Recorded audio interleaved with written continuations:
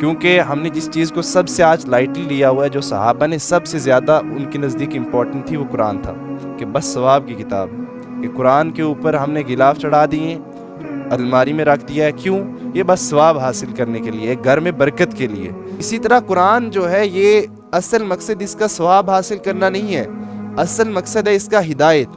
کے اوپر بھی جب قرآن پاک اترتا تھا تو صحابہ بیان کرتے ہیں کہ ان کی کیا حالت ہو جاتی تھی، پسینہ نکل آتا تھا اللہ کے نبی علیہ السلام کا، کہ نا قریش مکہ یہ اعتراض کیا کرتے تھے، اللہ تعالیٰ جو ہے بناتے ہیں، اتنا ٹائم لگاتے ہیں، پھر نیچے بھیجتے ہیں، نعوذ باللہ، مطلب ان کے اللہ تعالیٰ کو اتنا ٹائم لگ رہا ہے کہ ایک آیت بھیجنے کا۔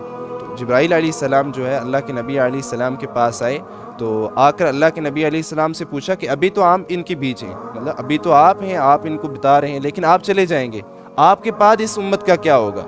اس کے بعد اللہ کے نبی علیہ السلام نے ارشاد فرمایا،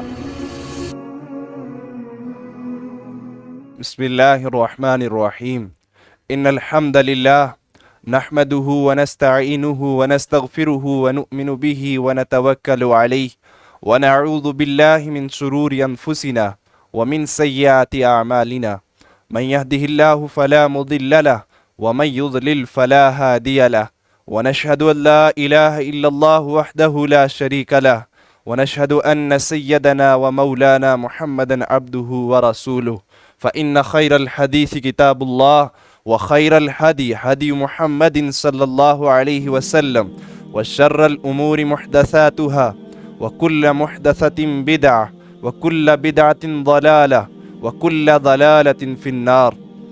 قال الله تعالى في القرآن المجيد والفرقان الحميد، لو انزلنا هذا القرآن على جبل لرأيته خاشعا متصدعا من خشية الله، وتلك الأمثال نضربها لعلكم تفكرون۔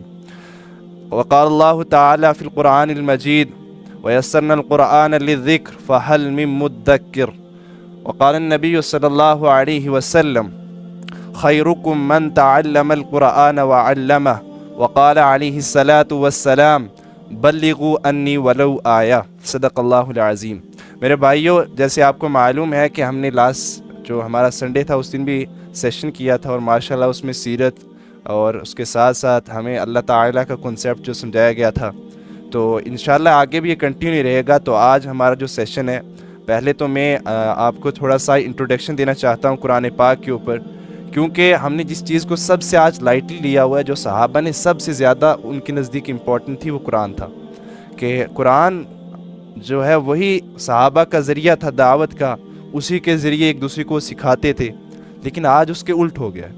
آج ہم نے قرآن جو ہے صرف اور صرف اس لیے رکھ لیا ہے کہ بس ثواب کی کتاب ہے، کہ قرآن کے اوپر ہم نے غلاف چڑھا دیے ہیں، تو الماری میں رکھ دیا ہے، کیوں؟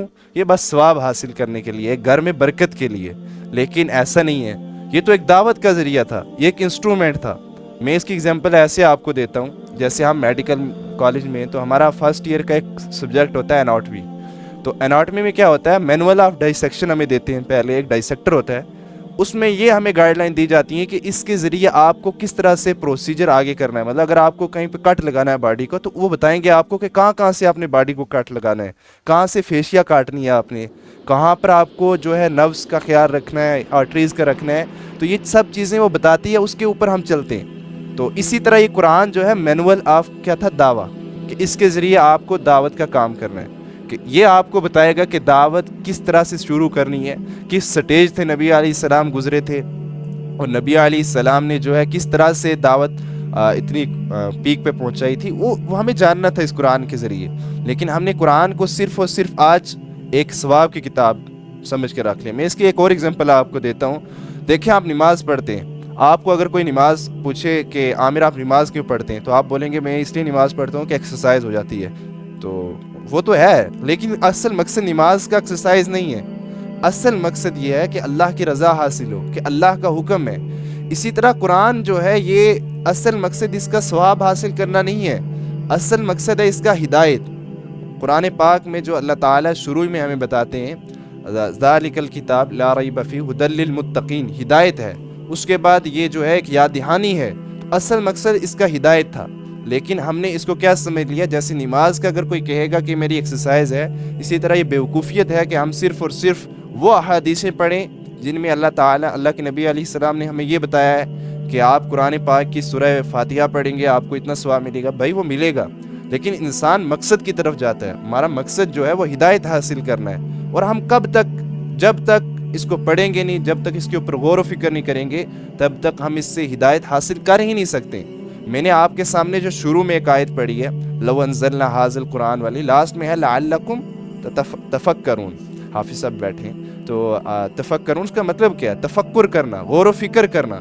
کہ ہم یہ جو مثالیں قرآن پاک بیان کرتے ہیں نا، کبھی جو ہے بارش کی مثالیں بیان کر رہا ہے، کبھی پانی کی کر رہا ہے، کبھی کسی اور چیز کی کر رہا ہے، اور کبھی جو ہے سورج کی اگزامپل دے رہا ہے. کیوں دے رہا ہے؟ کہ لعلکم تفکرون، کہ تم اس کے اوپر غور و فکر کرو، سوچو. قرآن پاک کا اصل مقصد یہ ہے کہ آپ کو سوچنے والا بنانا ہے. تو ہمیں یہ کوشش کرنی ہے کہ قرآن پاک سے ہم جو ہے سب سے پہلے اس کو ذریعہ بنائیں دعوت کا، اور اس کے بعد جو ہے نصیحت اپنی پرسنل زندگی میں کیا کریں، ہم اس کو ذریعہ بنائیں کہ اس کے لیے کہ ہم اس سے ہدایت حاصل کریں. اور مجموعی طور پر ہمیں یہ کام کرنا ہے کہ اس کے ذریعے سے ہم دعوت کا کام کریں.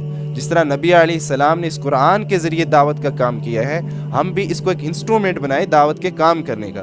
ٹھیک ہے، اس کے آگے ہم چلتے ہیں.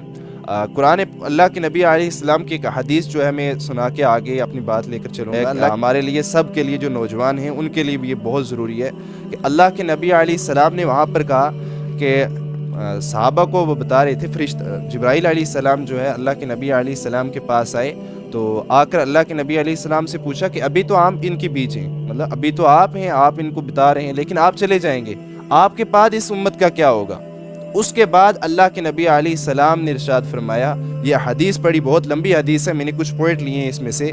تو اللہ کے نبی علیہ السلام نے ارشاد فرمایا کہ من قال بہ صدقہ، کہ یہ قرآن ایسی کتاب ہے کہ جس نے بھی اس کے بنیاد بنا کر کوئی بات کی اس نے ہمیشہ سچ کہا. اس کے بعد اللہ کے نبی علیہ السلام نے ارشاد فرمایا ومن عمل بہ اجرا، اور جس نے اس کی بنیاد کے اوپر عمل کیا اس کا اجر پکا ہو گیا. اس کے بعد اللہ کے نبی علیہ السلام نے ارشاد فرمایا ومن حکم بہ عدلا، جس نے اس کی بنیاد کے اوپر کسی کو کوئی حکم دیا، آرڈر دیا تو اس نے عدل کیا. مطلب اس کی بنیاد بنا کر اگر کوئی لا چلایا اس دنیا میں، اگر قانون بنایا تو اس کا وہ عدل والا نظام بنے گا. تو اللہ کے نبی علیہ السلام یہ ہمیں بتا رہے تھے کہ یہ چیزیں آپ نے کرنی ہیں میرے بعد. تو اس کے بعد اللہ کے نبی علیہ السلام نے ارشاد فرمایا ومن دعا الیہ ہدی الی صراط مستقیم، جس نے اس قرآن کی بنیاد کے اوپر جو ہے دعوت دی، مطلب میں نے آپ کو اس قرآن کی بنیاد پر دعوت دی، مجھے کسی اور کو ہدایت ملے نہ ملے لیکن میری ہدایت پکی ہو جائے گی، یہ قرآن کہہ رہا ہے. اللہ کے نبی علیہ السلام نے ہمیں بتا دیا کہ میرے بعد جو میرا وارث رہے گا وہ قرآن رہے گا. اس قرآن کے ذریعے جو ہے آپ دوسروں کو بتائیں گے کہ یہ اللہ کے نبی علیہ السلام کی دعوت کا، ایک نبی علیہ السلام ہمارے لیے کیا چھوڑ کر گئے، تو ہمارے لیے قرآن چھوڑ کر گئے اللہ کے نبی علیہ السلام. اب ہماری یہ ذمہ داری ہے کہ اس قرآن کے ذریعے جو ہے ہم کیا کریں، اس قرآن کے ذریعے دوسروں کو دعوت بھی دیں، اور اس قرآن کے ذریعے جو ہے ہر کام زندگی کا اس قرآن کے ذریعے اس کو نکالیں. تو اس کے بعد ایک اور بات لاسٹ میں یہ کہنی ہے کہ اللہ کے نبی علیہ السلام نے ایک اور بات یہاں پر کہی کہ یہ ایک ایسی کتاب ہے کہ اس کو انسان اگر لگاتار پڑھتا رہے گا نا، کئی مرتبہ بھی پڑھے گا، کبھی یہ باسی نہیں ہوگی، پرانی نہیں ہوگی. باسی کا مطلب کیا ہے کہ ہم جیسے آپ بایو کی بک لے لیں، آپ اسٹوڈنٹ ہیں جو بھی میڈیکل والے یا جو بھی ہیں، تو وہ کوئی بھی اپنی بک لے لیں، ایک بار پڑھو گے، آپ 2 بار پڑھو گے، 3 بار پڑھو گے، اس سے آگے آپ کیا بور ہو جاؤ گے. کہ انسان جب کتاب بار بار پڑھے گا تو بور ہی ہو جائے گا. نبی علیہ السلام نے کہ اس کتاب کو آپ پڑھو گے آپ کبھی بور نہیں ہوگے. اور اس کے ساتھ ایک اور بات بھی کہی، کیونکہ اور آپ کسی کتاب کو 10 بار پڑھ لو تو اس میں سے آلموسٹ آپ ہر چیز نکال لیتے ہو، مطلب ایک کتاب ہے اس کو آپ 10 بار پڑھ لو گے تو ہر چیز آپ کو معلوم ہو جائے گی. لیکن اللہ کے نبی علیہ السلام نے فرمایا کہ اس کتاب کے عجائب بھی، قرآن کے عجائب بھی کبھی ختم نہیں ہوں گے، مطلب یہ ہمیشہ ابھر کے سامنے آئے گی. اگر آج اس کی ضرورت پڑے گی کہ آج جو ہے سائنس سے مقابلہ کرنا، آج سائنس کا دور ہے، تو آج یہ سائنس سے ہمیشہ اپنے آپ کو سچ کرا کے دے گا. اللہ تعالیٰ نے جو قرآن پاک میں سٹیٹمنٹس دی ہیں وہ قرآن کبھی بھی سائنس کے اینٹی نہیں جائیں گے، اس کے پرو ہی جائیں گی. اور بہت ساری ایسی چیزیں جو ابھی سائنس نے ان کو آئیڈینٹیفائی نہیں کیا ہے تو وہ چیزیں بھی اللہ تعالیٰ نے قرآن میں بتائی ہیں. اس کے ساتھ ایک اور چیز ہے کہ جیسے حضور صلی اللہ علیہ وسلم کا دور تھا، اس دور میں یہ قرآن جو ہے، شاعر جو لوگ ہوتے ہیں، شعر و شاعری یہ عروج پر تھی. تو یہ جب قرآن آیا تو اس کے اوپر ہو گیا، مطلب شعر و شاعری سے بھی بالا تر ہو گیا. اسی طرح اگر آج سائنس کا دور ہے تو قرآن اس سے بھی اوپر ہے، یہ سمجھانے کے لیے کہ قرآن کے عجائب کبھی بھی ختم نہیں ہوں گے. تو یہ ہمارے لیے بہت ضروری ہے کہ ہم قرآن پاک کے ذریعے جو ہے اس کو ہم پڑھیں اور اس کو سیکھیں. تو اسی لیے میں نے آج جو ہے یہ ہم نے میں نے انٹرو دے دیا آپ کو. تو اس کو میں تھوڑا سا آپ کو بتاؤں گا کہ قرآن پاک ہمارے نزدیک ہے کیا ہے, اس کا مقصد کیا ہے, قرآن پاک کا موضوع کیا ہے اور اس کا ٹاپک کیا ہے, کس چیز کے اوپر یہ بات کرتا ہے. تو اس کے اوپر ہم آج بات کریں گے. سب سے پہلے تو ہمیں یہ جاننا ہے کہ ہمارا ایز اے سمری کے طور کے اوپر کیا عقیدہ رکھتے ہیں ہم قرآن پاک کے اوپر, مطلب ہمارے لیے قرآن پاک ہے کیا ہے. تو اس کے اوپر ہمیں جاننا ہے کہ قرآن پاک سب سے پہلے ہمارا سب کا اجمالی عقیدہ ہے مجموعی طور کے اوپر کہ قرآن جو ہے اللہ کی کتاب ہے, اور دوسری جو ہے محمد صلی اللہ علیہ وسلم کے اوپر یہ نازل ہوئی ہے, اور تیسری جو ہے یہ مکمل محفوظ کتاب ہے من نوعان, جیسے مطلب حضور صلی اللہ علیہ وسلم کے اوپر اتری تھی ویسے ہی آج تک یہ اللہ کی کتاب محفوظ ہے. یہ تین عقیدے ہیں ہمارے جو بنیادی قرآن پاک کے ہر مسلمان کے عقیدے ہیں. تو ان کو آپ تھوڑا سا ایکسپلین کریں گے. سب سے پہلے تو ہم قرآن جو ہے اس کے لغوی معنی جانتے ہیں. قرآن کا میننگ کیا ہے؟ قرآن بولتے ہیں کسی کو بار بار پڑھی جانے والی کتاب کو, قرات سے نکلا, جیسے ہم بولتے ہیں قرات, تو اس سے کیا ہوا, قرآن جو ہے بار بار پڑھی جانے والی کتاب. اور دوسری بات یہ ہے کہ قرآن پاک جو ہے, قرآن پاک کے بارے میں اللہ تعالیٰ نے فرمایا کہ یہ اللہ کا کلام ہے. کیا ہے یہ؟ اللہ کا کلام ہے. کسی اور کتاب کے بارے میں یہ نہیں کہا, لیکن قرآن پاک کے بارے میں یہ جو ہے اللہ تعالیٰ نے خود کہا کہ اللہ کا کلام ہے. تو یہ کہاں پر مینشن ہے, اس کا میں آپ کو ریفرنس دے دیتا ہوں. سورہ توبہ کی آیت نمبر 6 ہے, جس میں اللہ تعالیٰ, یہ سورہ توبہ جو ہے نازل ہوئی تھی جب یہ غزوہ تبوک ہوا ہے, اس سے پہلے اور کچھ اس کے بعد نازل ہوئی ہے.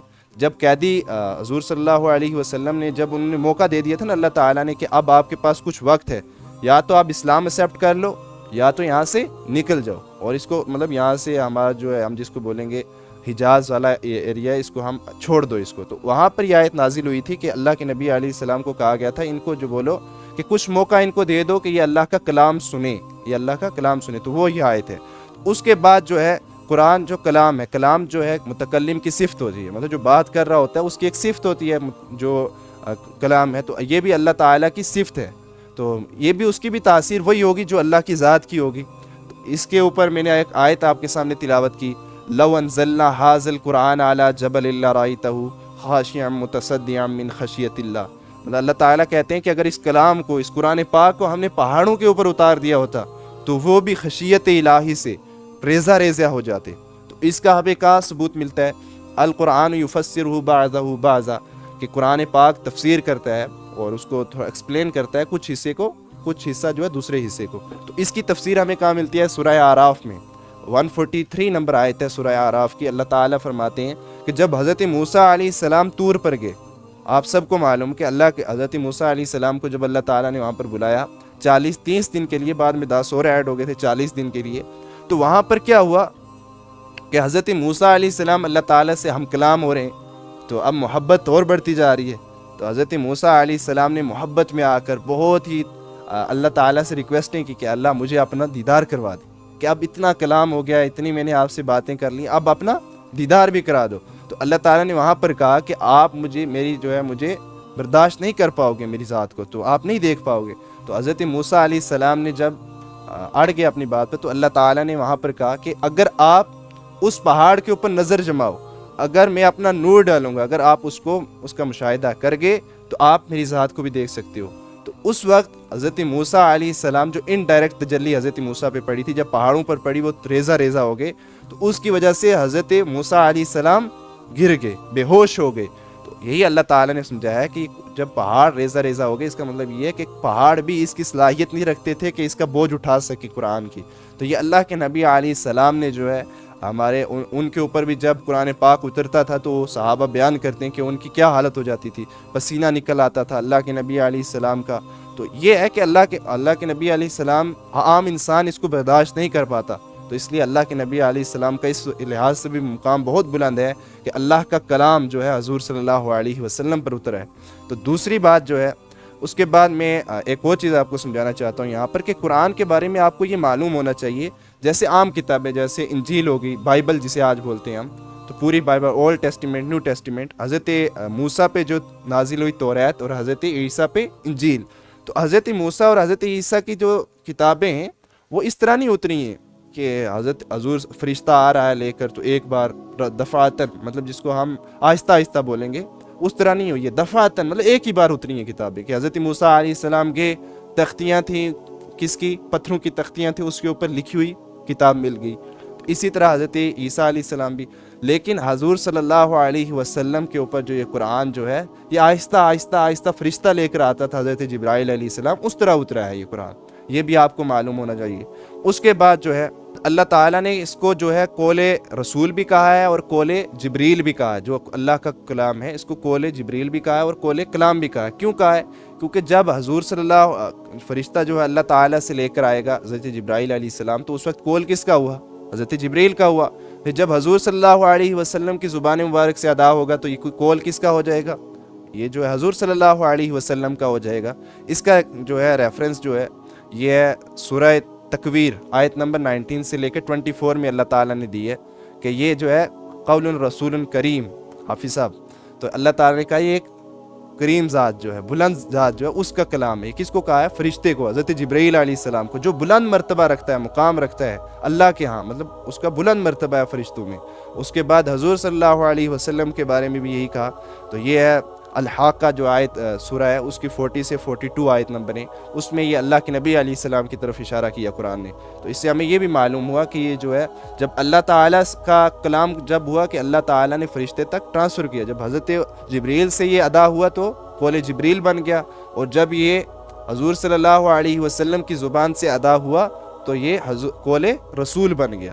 اس کے بعد جو ہے اب نیکسٹ ٹاپک ہمارا یہ ہے کہ قرآن نازل کیسے ہوا۔ اب قرآن جو ہے جیسے وہ کتابیں نازل ہو گئیں ویسے نازل ہوا یا اس کا کوئی ڈیفرنٹ طریقہ تھا نازل ہونے کا؟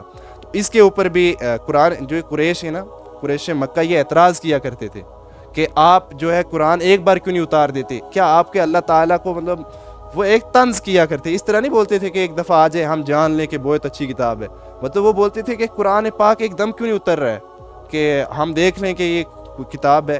لیکن ان کا طنز یہ تھا کہ اللہ تعالیٰ جو ہے بناتے ہیں، اتنا ٹائم لگاتے ہیں، پھر نیچے بھیجتے ہیں، نعوذ باللہ، مطلب ان کے اللہ تعالیٰ کو اتنا ٹائم لگ رہا ہے کہ ایک آیت بھیجنے کا۔ تو اس کا بھی قرآن پاک نے جواب دیا۔ یہ سورہ بنی اسرائیل کی 106 نمبر آیت ہے، اس میں اللہ تعالیٰ نے فرمایا کہ ہم نے یہ آہستہ آہستہ اتارا ہے تاکہ لوگ سمجھیں اس قرآن کو، اس میں بتایا گیا پورا۔ تو یہ ہے کہ اس کا جواب دیا گیا، اللہ تعالیٰ نے سورہ بنی اسرائیل کی 106 نمبر آیت میں خود جواب دے دیا کہ ہم نے خود اس کو آہستہ آہستہ اتارا ہے۔ اس میں یہ نہیں ہے کہ ریزن کہ اللہ تعالیٰ کو جو آپ اللہ تعالیٰ پہ الزام لگا رہے ہیں، نعوذ باللہ، ایسا کچھ نہیں ہے۔ تو اس کے بعد ہمیں ایک اور چیز جاننی ہے، جیسے قرآن پاک میں ہم پڑھتے ہیں شہر رمضان الذی انزل فیہ القرآن، وہاں پر آیا انزلہ، وہاں پر انزال آیا ہے۔ اس کے بعد جو ہے انا انزلناہ فی لیلۃ القدر، وہاں پر بھی انزال کا لفظ آیا ہے۔ انزال کا مطلب ہوتا ہے کہ ٹوٹل کسی چیز کو ایک دم سے اتارنا، اس کو ہم بولیں گے انزال۔ اور ویسے قرآن پاک کے بارے میں آیا تنزیل من رب العالمین، بل ہوا قرآن مجید فی لوح محفوظ، آگے کیا ہے؟ فی تنزیل من رب العالمین۔ سورہ الحاقہ، سورہ واقعہ کی آیت آئی تھی، تو وہاں پر اللہ تعالیٰ نے کہا تنزیل من رب العالمین۔ یہ تنزیل آتا ہے کہ کسی چیز کو تھوڑا تھوڑا تھوڑا کر کے اتارنا، جیسے بارش کے قطرے ایک دم سے تھوڑا، جیسے بالٹی ہم نے ڈھیل دیا ایسے تھوڑا ہوتا ہے، آہستہ آہستہ ایک ایک قطرہ نیچے آ رہا ہے، پہلے ایک قطرہ آیا دوسرا آیا، اسی طرح تنزیل اس کو بولیں گے کہ پہلے تھوڑی تھوڑی آیتیں مل کر نیچے آئی ہیں۔ تو اس کا قرآن پاک نے، اللہ تعالیٰ نے قرآن پاک کے بارے میں کہا تنزیل من رب العالمین، اور پرانی کتابوں کے بارے میں کہا انزال، کہ یہ ایک دم سے اتری ہیں، ایک بار میں اتری ہیں، دفعتاً اتری ہیں۔ تو اس کے بعد ہمیں معلوم کرنا ہے کہ قرآن پاک نازل کہاں پر ہوا ہے، مطلب اب قرآن پاک کیا کہیں ایران میں نازل ہوا ہے، عراق میں نازل ہوا ہے، اچھا اس کے بعد جو ہے نجد میں نازل ہوا ہے، کہاں پر نازل ہوا ہے؟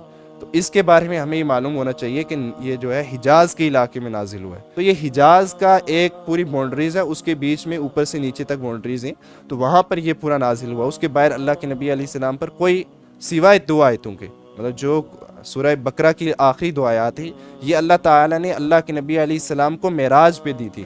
معراج پہ اللہ کے نبی علیہ السلام جب اللہ تعالیٰ سے ملاقات کرنے گئے تھے، وہاں پر اللہ تعالیٰ نے جو ہے آخری 2 آیات اللہ کے نبی علیہ السلام کو تحفے میں دی تھی۔ اس کے علاوہ جو ہے پورے کا پورا قرآن جو ہے یہ حجاز میں اترا ہے۔ اب قرآن کی محفوظیت کی بات آتی ہے کہ قرآن محفوظ کیسے؟ ہمیں کوئی پوچھے گا جی قرآن پاک محفوظ کیسے آج تک، کیا اس میں کوئی چیز ایڈیشن ہوئی ہے یا کوئی سبٹریکٹ ہوئی ہے جیسے پرانی کتابوں میں ہے؟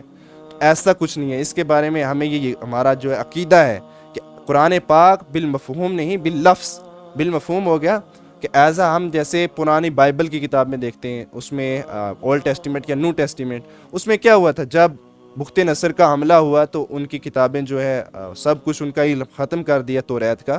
تو اس کے بعد ان کے کچھ لوگوں نے جن کو کتاب کا علم تھا انہوں نے وہ کتابیں لکھی گی، لیکن ان کا کیا مفہوم ہے، کوئی ایگزیکٹ وہ نہیں ہے کہ قرآن اتنی جو حضرت موسیٰ کی جو آیاتیں تھیں وہی وہاں پر لکھی ہوئی ہیں، ہمیں اس کے اوپر کوئی علم نہیں ہے، اس کی نالج نہیں ہے.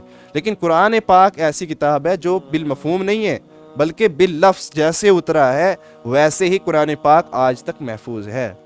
اسی کے اوپر جو آج کل کنٹروورسی بھی چل رہی ہے، ہمارے مفتی طارق مسعود صاحب، تو اسی کے اوپر علماء ان کو کہہ رہے ہیں کہ ان سے بھی غلطی ہوگی کہ جو ہے کچھ ان کے الفاظ میں ہوگی، ہم تو بڑے ہیں، ہم سے ہم کیا بتا سکتے ہیں. لیکن اسی کے اوپر کہ ہمارا یہ عقیدہ ہے، ہمیں یہ نہیں کہنا کسی کو کہ قرآن پاک کے یہ الفاظ جو ہیں یا یہاں پر صحابی کو کچھ لگانا بھول گیا تھا، پھر یہ تو نبی علیہ السلام پہ اوپر الزام گیا، یہ تو اللہ تعالیٰ پر گیا کہ اللہ تعالیٰ قرآن پاک میں کہتے ہیں انا نحن نزلنا الذکر وانا لہ لحافظون، کہ اس ذکر کو یعنی قرآن پاک کو ہم نے نازل کیا اور ہم ہی اس کی حفاظت کرنے والے ہیں.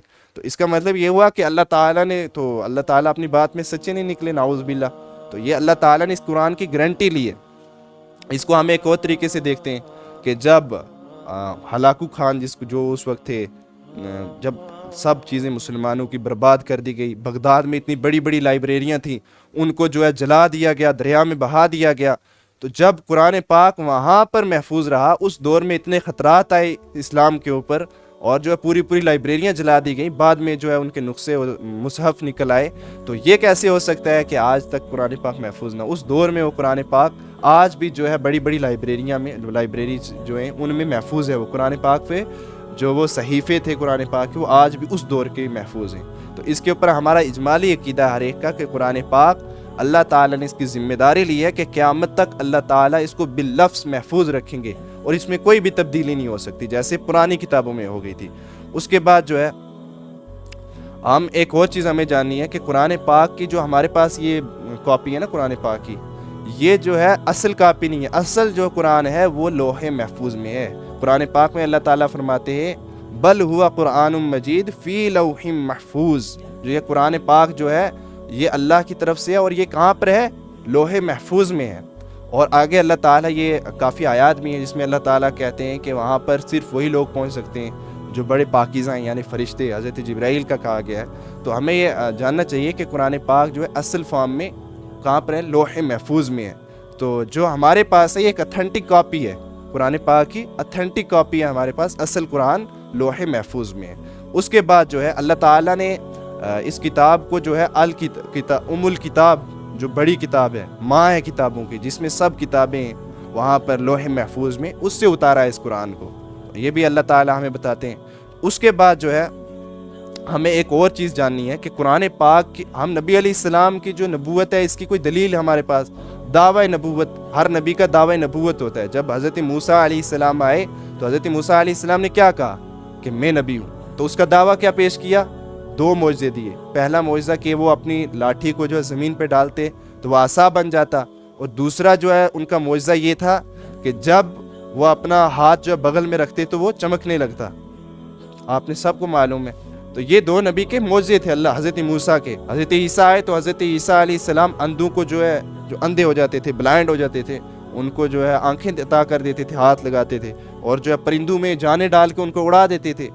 تو یہ عاجز کرتی تھی. مطلب ان کو ایسا، جو لوگ سامعین ہوتے تھے، جو آگے نبی کے جو لوگ ہوتے، مخاطب ہوتے تھے، تو ان کو نبی یہ چیزیں بتاتا تھا تو وہ ان کو ایز اے نبوت کی یہ دلیل بتاتا تھا. اب اللہ کے نبی علیہ السلام آئے، آپ مجھے ایک سیرت کی کتاب نکالیں، ایک کوئی ایسی تاریخی واقعات نکالیں جس میں یہ کہا گیا ہو کہ اللہ تعالیٰ نے، اللہ کے نبی علیہ السلام نے یہ دعویٰ کیا ہو کہ میرا یہ معجزہ ہے، دیکھو میرے پہ ایمان لے آؤ. کہیں کہا؟ ہاں میں مانتا ہوں کہ نیچرل فینومینا جو ہے، تو فزیکل آف نیچر فینومینا جو ہے، ان کو توڑنے والی اللہ کے نبی علیہ السلام سے ایسی چیزیں سرزد ہوئی ہیں ماشاءاللہ. اللہ کے نبی علیہ السلام نے جب چاند کی طرف اشارہ کیا وہ 2 ٹکڑے ہو گیا. عام تو ایسے ہو نہیں سکتا. کیسے تو سائنس کہتی ہے ایسے، سائنس کے لحاظ سے ہو سکتا ہے ایسا؟ کچھ نہیں ہو سکتا. بہت سارے ایسے واقعات ہیں، لیکن وہ دلیل نہیں ہے اللہ کے نبی علیہ السلام نے پیش کی کہ یہ میری نبوت کی دلیل ہے کہ اس کے ذریعے میں آپ کو بتا رہا ہوں کہ یہ میں نبی ہوں. نہیں، قرآن جو ہے یہ اللہ کے نبی علیہ السلام کا معجزہ ہے، اس دور میں بھی آج تک بھی، کیونکہ اللہ کے نبی علیہ السلام بھی دائمی نبی تھے، تو اللہ کے نبی علیہ السلام کا معجزہ بھی ایسا ہونا چاہیے تھا جو ہمیشہ ہمیش کے لیے رہو۔ مطلب آج ہمیں کوئی پوچھے کہ آپ کس نبی کو مانتے ہیں تو ہم بولے اللہ کے نبی علیہ السلام کو، تو آج ہمارے پاس کوئی ایسا معجزہ ہونا چاہیے کہ اس نبی کو ہم بتا پائیں، کیونکہ جو پہلے نبی آتے تھے وہ ایک وقت کے لیے آتے تھے، ایک دور کے لیے آتے تھے، ایک ایریا کے لیے آتے تھے، لیکن اللہ کے نبی علیہ السلام رحمت للعالمین ہے، پورے عالم کے لیے نبی بنا کر بھیجے گئے، ہر ایک انسان کے لیے۔ تو اب ان کے لیے ہمارے لیے معجزہ کیا ہے؟ قرآن ہے۔ جیسے میں نے آپ کو پہلے بتایا ہے کہ قرآن پاک اس دور میں، میں آپ کو ایک اور چیز ایگزامپل دیتا ہوں، جیسے حضرت موسیٰ علیہ السلام آئے، حضرت موسیٰ علیہ السلام کے دور میں کیا تھی؟ جادوگری، یہ جادو ٹونا یہ عروج پر تھا، ان کو فخر تھا کہ ہم بڑے بڑے جادوگر ہیں۔ تو اللہ کے نبی حضرت موسیٰ علیہ السلام کو ان کے مقابلے میں جو عصا عطا کیا گیا وہ حیران ہو گئے، ایمان لے آئے، انہوں نے جو ہے اپنے آپ کو سرنڈر کر دیا اللہ کے سامنے، جو جادوگر تھے۔ آپ کو اتنا ڈیپ جانے کا اس وقت ٹائم نہیں ہے۔ تو ایسے ہی حضرت عیسیٰ علیہ السلام آئے، اس وقت طب جو ہے میڈیکل ہم بولیں گے، یہ جو ہے نالج عروج پر تھی، ان کو فخر تھا اپنے اوپر کہ ہم بہت بڑے کوئی جو ہے طب دان ہیں، ہمیں ہر چیز کی نالج ہے۔ تو اس وقت حضرت عیسیٰ علیہ السلام کو جو معجزہ عطا کیا گیا وہ تھا جو ان کو عاجز کر دے، ان کی وہ طب پہ چھا جائے۔ تو اب حضور صلی اللہ علیہ وسلم جب آتے ہیں تو اللہ کے نبی علیہ السلام کے دور میں شاعری، شعراء، یہ چیز عروج پر تھی کہ جو ہے عرب جو تھی اپنے آپ کو اس چیز کے اوپر فخر کرتے تھے کہ ہم بڑے فصیح اللسان ہیں، ہمارے مقابلے میں یہ جو ہے عجمی ہیں، ان پڑھ، ان کو جو ہے جاہل ہمیں سمجھتے تھے اپنے دور میں۔ جتنے بھی عربی جو تھے اپنے آپ کو بہت بڑا جو ہے، وہ اپنی باتوں میں بھی شعر کہتے تھے، مطلب نارمل بات کرتے تھے اس میں بھی ایسے ایسے شعر کہتے تھے، تو اب انسان حیران ہو جاتا تھا۔ تو اللہ کے نبی علیہ السلام جب آئے تو اللہ کے نبی علیہ السلام کا آپ نے یہ سنا ہوگا کہ بہت سارے لوگوں نے کہا کہ یہ جو ہے شاعر ہے، اللہ کے نبی علیہ السلام کو کہا کہ یہ ایک شاعر ہے، مجنون ہے۔ یہ کیوں کہا گیا؟ ان کو یہ کیوں نہیں کہا گیا کہ یہ بہت بڑا جو ہے اور کوئی القاب کیوں نہیں دیا گیا؟ یہ کیوں دیے؟ کیونکہ اس دور میں ان کے دماغ میں یہ بیٹھا ہوا تھا کہ ہم ہی سب سے بڑے ہیں، ہم سے بڑی شاعری، ہم سے بڑا کوئی کلام لا نہیں سکتا۔ جب اللہ کا کلام آیا تو وہ جو ہے عاجز ہو گئے، وہ سوچنے لگے، دیکھو اتنے بیوقوف تھے کہ انہوں نے، میں آپ کو صحیح مسلم کی ایک حدیث سناتا ہوں کہ ایک نام تھا بندے کا ضماد، غاد میم الف دال، زوا کے نیچے زیر آئے گی، ضماد نام کا ایک شخص تھا، وہ بہت بڑا ایکسپرٹ جادوگر تھا، مطلب وہ اس چیز میں ایکسپرٹ تھا کہ وہ جادو ٹونے جو ہوتے ہیں ان کو نکالتے ہیں۔ آج بھی ہمارے کسی کے اوپر کوئی سایہ ہو گیا، جیسے بولتے ہیں آج جی جائے سر کے اوپر سایہ ہو گیا جی، اس کے اوپر لے چلو پیرا کو، ایسے ہی اس دور میں جو ہے اللہ کے نبی علیہ السلام آئے تو وہاں کے جو بڑے لوگ تھے عرب کے، وہ بولنے لگے کہ یہ نبی جو باتیں کر رہا ہے لگ ایسے ہی رہا ہے کہ اس کو بھی جادو ہو گیا، اس کے اوپر کوئی سایہ ہوا ہے، چلو باوے کو لے چل رہے ہیں۔ کیا کرتے ہیں؟ چلو لے ہی چلنے ہیں۔ تو وہ کیا انہوں نے کہا کہ اس کو ایکسپرٹ کو بلاؤ۔ جب وہ ایکسپرٹ آیا تو وہ حضور صلی اللہ علیہ وسلم کے پاس آیا تو وہ کہنے لگا آپ کو مسئلہ کیا ہے، آپ بتائیں اپنی بات۔ حضور صلی اللہ علیہ وسلم نے کوئی کلام نہیں فرمایا، سیدھا خطبہ اپنا پڑھا، ان الحمد للہ، جو میں نے بھی شروع میں پڑھا، ہاں ہم ہر ایک پڑھتا ہے۔ تو ایک بار اللہ کے نبی علیہ السلام نے یہ خطبہ پڑھا، پھر اس نے کہا ایک بار اور پڑھیے، اللہ کے نبی علیہ السلام نے ایک بار اور پڑھا، پھر ایک بار اور بولو، ایک بار اور پڑھو۔ جب تیسری بار پڑھا تو وہ شخص بولنے لگا کہ یہ کوئی جادوگری، یہ ایسے کوئی جو ہے سایہ وغیرہ کچھ نہیں ہے، یہ پکا اللہ کا کلام ہے۔ وہ بندہ وہیں پر ایمان لے آیا، صرف اور صرف اللہ کے نبی علیہ السلام کا خطبہ سن کر، اور کلام تو سنا ہی نہیں تھا ابھی۔ لیکن وہ لوگ دیکھو جاہل لوگ جن کو پتہ ہی نہیں تھا اس چیز کا، مطلب ان کو کوئی نالج نہیں تھی، وہ ایکسپرٹ نہیں تھے جادوگری میں، وہ اڑے رہے اپنی بات ہوئی، نہیں پھر بھی اس کے بعد کیا کہہ رہے ہیں کہ یہ جادوگر ہے، اس کے اوپر سایہ ہوا، یہ مجنون ہے۔ کیوں کہہ رہے تھے؟ کہ وہ اپنی ضد پہ اڑ گئے تھے، ان کو حق قبول کرنے کا دل ہی نہیں چاہ رہا تھا۔ لیکن جو شخص کو ہدایت کا جو طالب ہوتا ہے، دیکھیں وہ ضماد کہاں سے آیا ہوگا شخص، تو وہاں پر مکہ میں آ کر اس نے اسلام ایکسیپٹ کر لیا۔ اس کے بعد ان کی ایک بیوقوفی اور دیکھو، جب انسان ضد پہ اڑتا ہے نا تو بہت ساری الٹی باتیں بھی کہہ جاتا ہے، ایسی باتیں جن کے اوپر ہنسی آتی ہے۔ تو وہ قرآن پاک میں بھی شاید آیا ہوا ہے کہ اللہ تعالیٰ اللہ کے نبی علیہ السلام کو جو ہے یہ کیا بولتے، مکہ کے جو بڑے بڑے لوگ تھے شرفاء، یہ پتہ ہے کیا بولتے تھے کہ یہ اللہ کے نبی علیہ السلام کو ایک اجمی آتا ہے جو یہ سکھا کر جاتا ہے، انہی کو بولتے ہیں سب سے بیوقوف ہیں۔ مطلب میں بولوں سب سے ان پڑھ قوم بھی یہی ہے، اور انہی کو بولیں کہ انہی میں سے نکل کے اس کو آ کر بڑی اتنی زبردست عربی کوئی سکھا رہا ہے۔ تو یہ باتیں بھی عربی کہنے لگے تھے۔ قرآن پاک نے اس کی بھی نفی کی کہ کیسے بیوقوف لوگ ہیں جو خود اتنے بڑے ماہر ہیں اپنی زبان میں، اور یہ بولتے ہیں کہ اجمی ان کو سکھا رہا ہے۔ کہنے کا مطلب یہ ہے کہ اللہ کے نبی علیہ السلام کا معجزہ جو ہے یہ قرآن ہے۔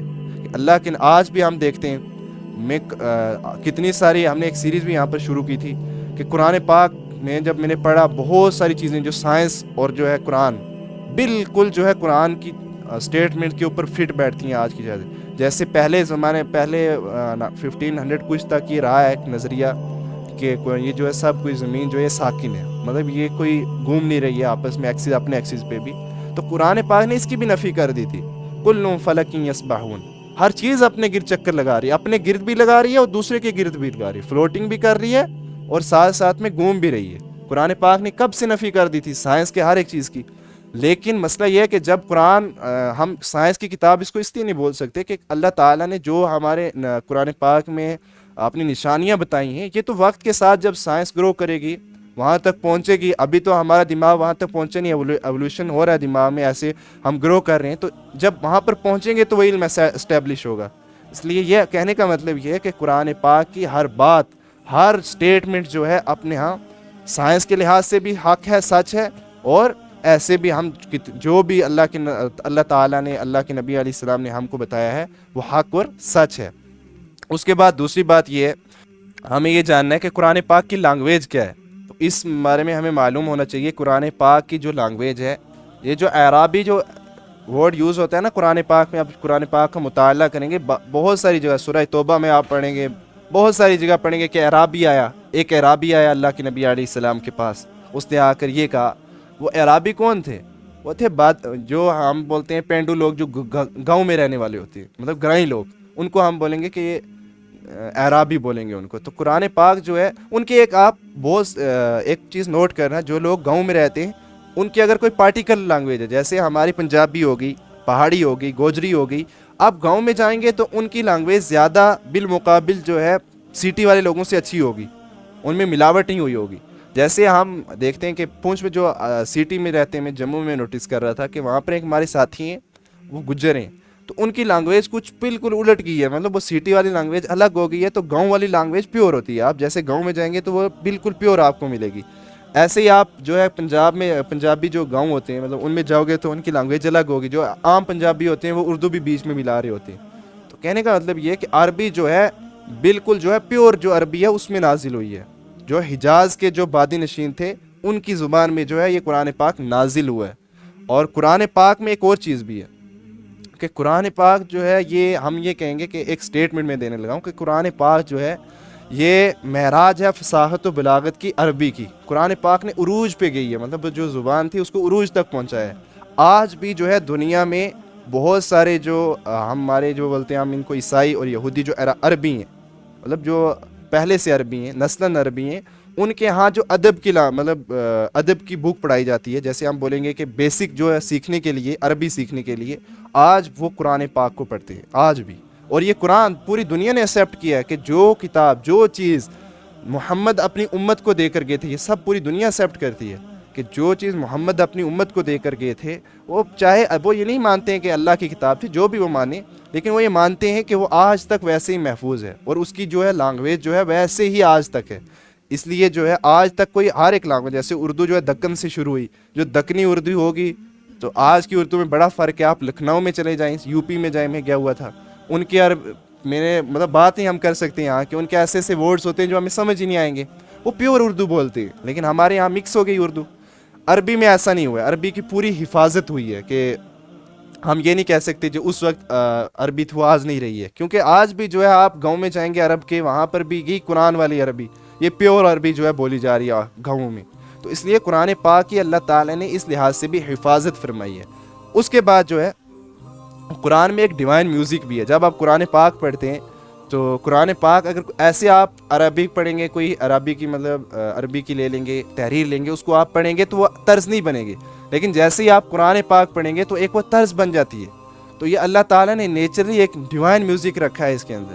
حضرت ابو موسیٰ اشعری کی جو میں ایک حدیث آپ کو سناتا ہوں, وہ ایک بار تلاوت کر رہے تھے تو اللہ کے نبی علیہ السلام آئے اور پیچھے دیوار کے پاس کھڑے ہو گئے.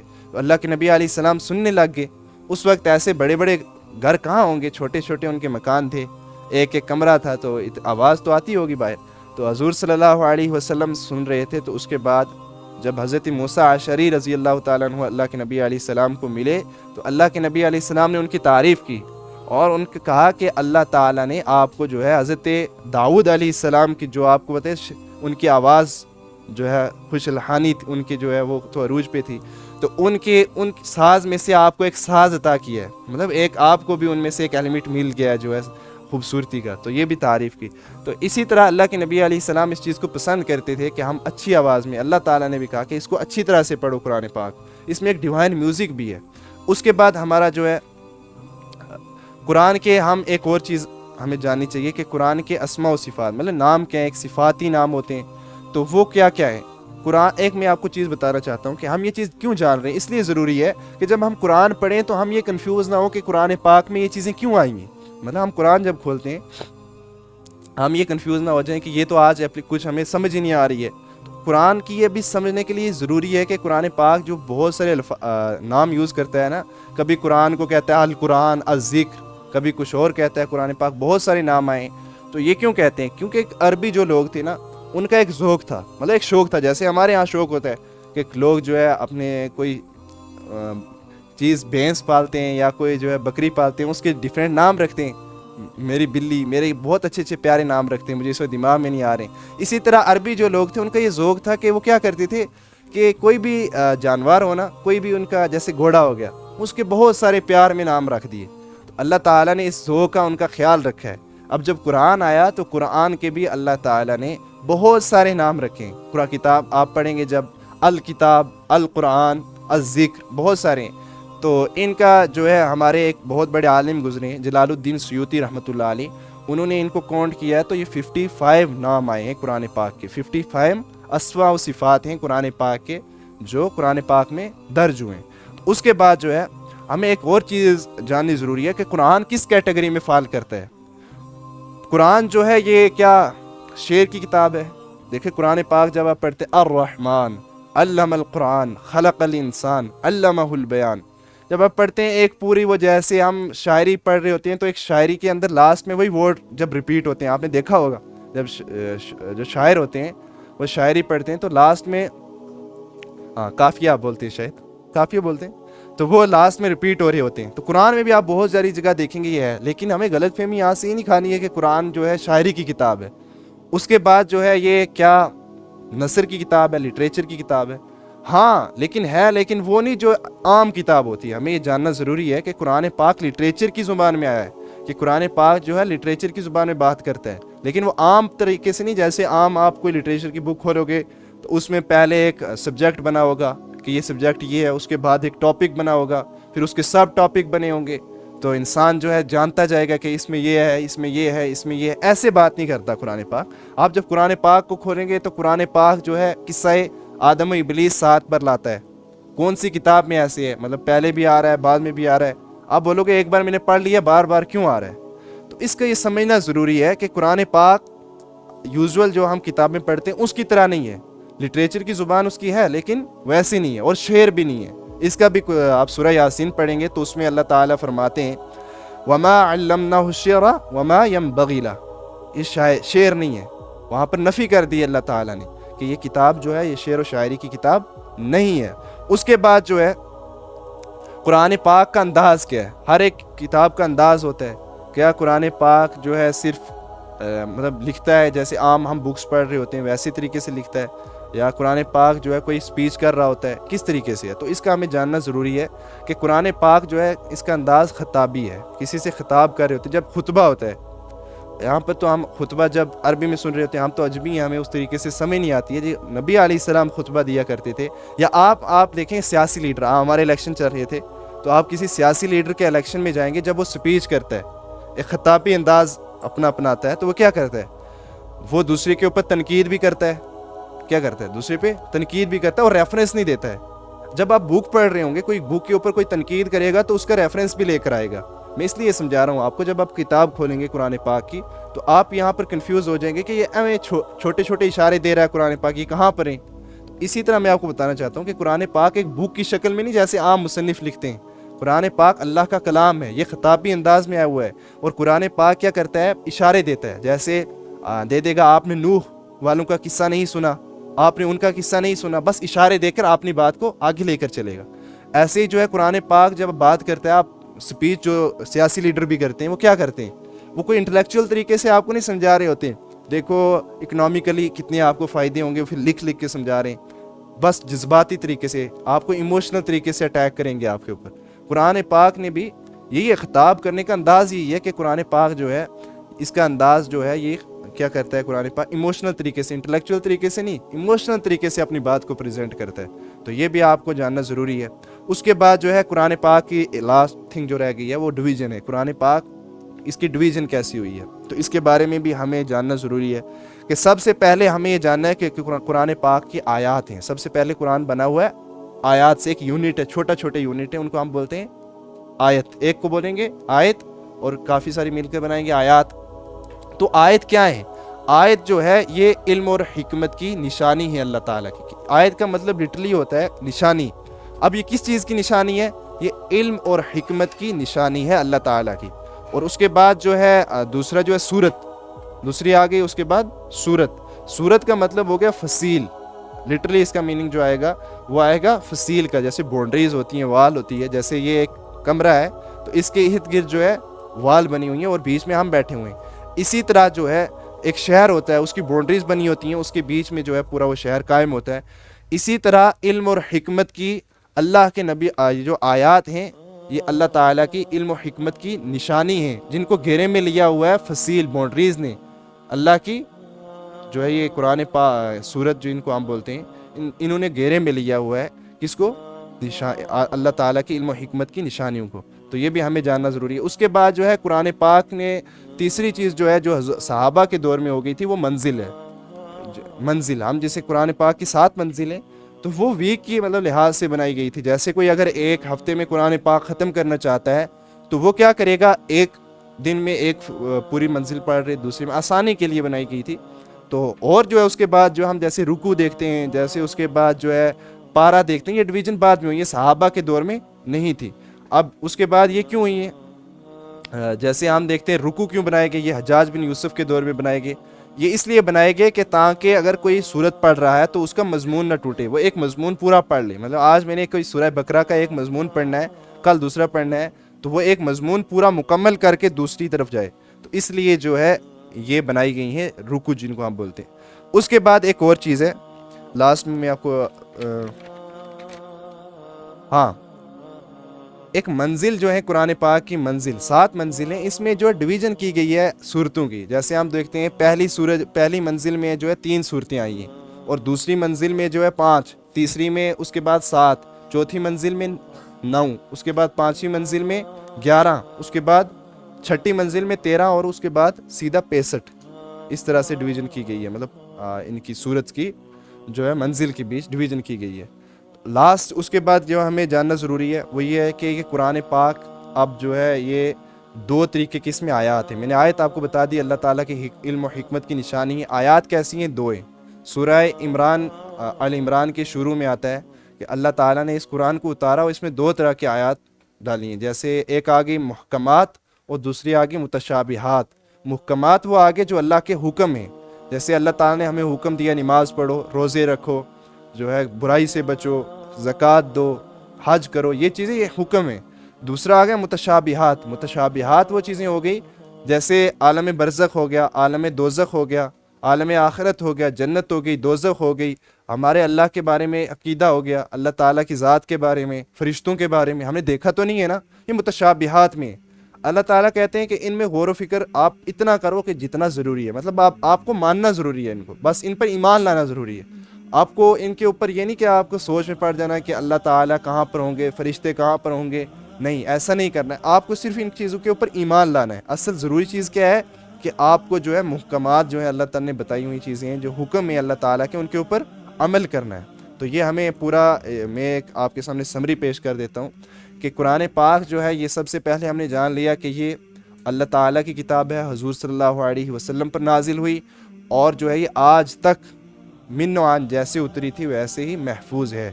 ये हमारा इजमाली अकीदा है सबका। अल्लाह ताला हमें कहने सुनने से ज़्यादा अमल की तौफ़ीक़ अता फरमाए। सुब्हानल्लाहि व बिहम्दिही, सुब्हानकल्लाहुम्मा व बिहम्दिका व नशकुरुल्लाह।